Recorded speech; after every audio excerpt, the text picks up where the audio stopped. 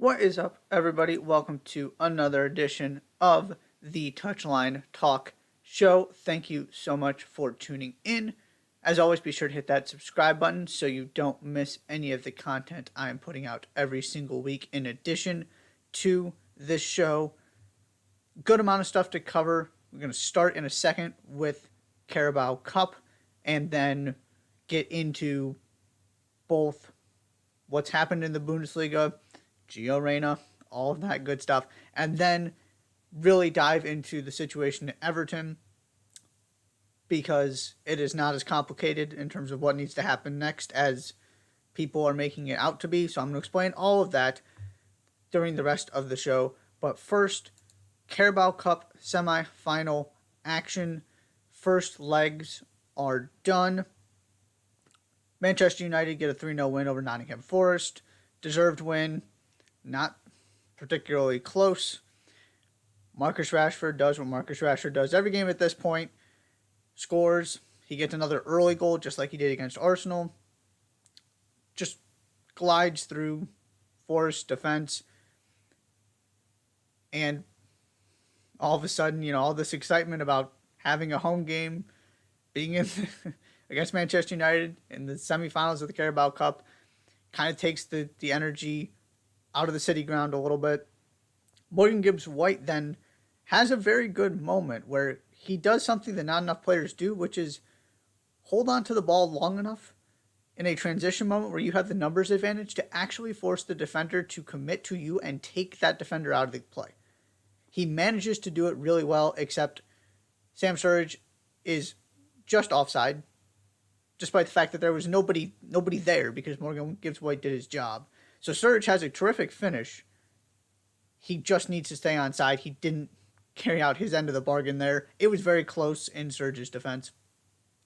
But Forest get that goal chopped off, and that really kind of felt like that was that. United add two more. Wout Weghorst gets his first goal for the club. Bruno Fernandes then adds one at the very end to really put this out of reach. Of course, you still have a second leg to go. But if you're Forest, you really needed to at least come away with a tie. You probably needed to win to feel good about your chances here. And you had your one opportunity to really change the way this game was going. And because it's not like United were terrific in the first half. A lot of this was Forest making a couple defensive mistakes on those first two goals. And when you're missing your one opportunity because you get called offside on the one really good chance you get, and you're gifting these kind of opportunities to Manchester United, you're not winning with the way United are playing right now. So this one goes exactly as expected. Of course, United still have to make sure they see this out in the second leg at Old Trafford. But they did exactly what they needed to in terms of just taking the energy out of this tie, really. Now you're hoping for a miracle rather than really believing if you're Nottingham Forest you can pull this off and get to a Carabao Cup final.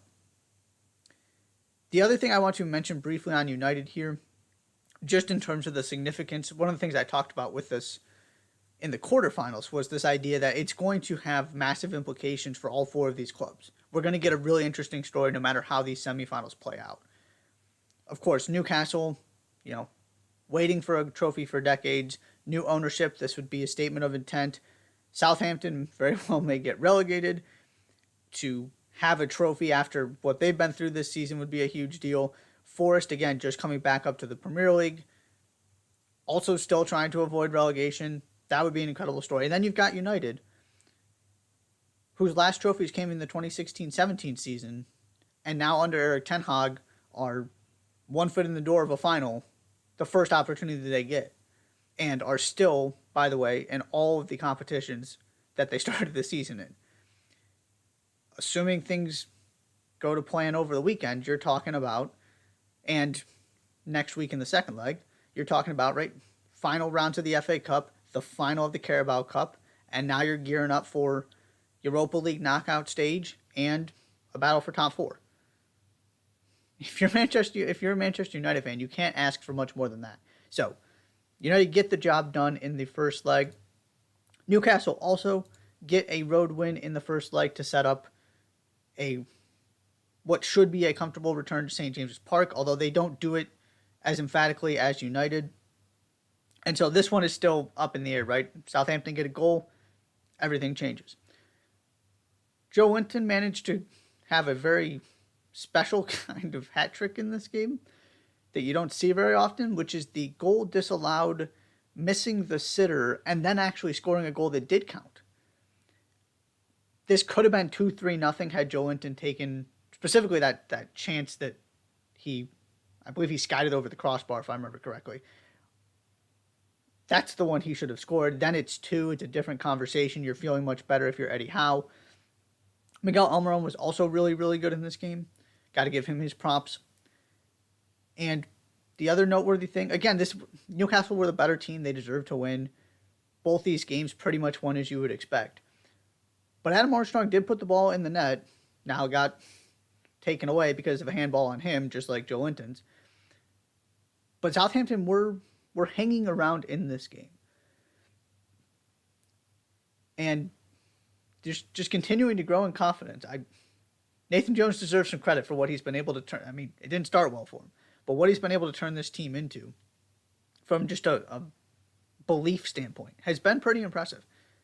So if you're a Southampton fan, I'm not giving up hope on this. You've got a difficult task because this is a Newcastle team that don't give up goals, and you're playing them in front of their fans who are loving every second of this, desperate for a trophy, knowing that they just need to get this over the line, and they're playing Manchester United probably for the Carabao Cup.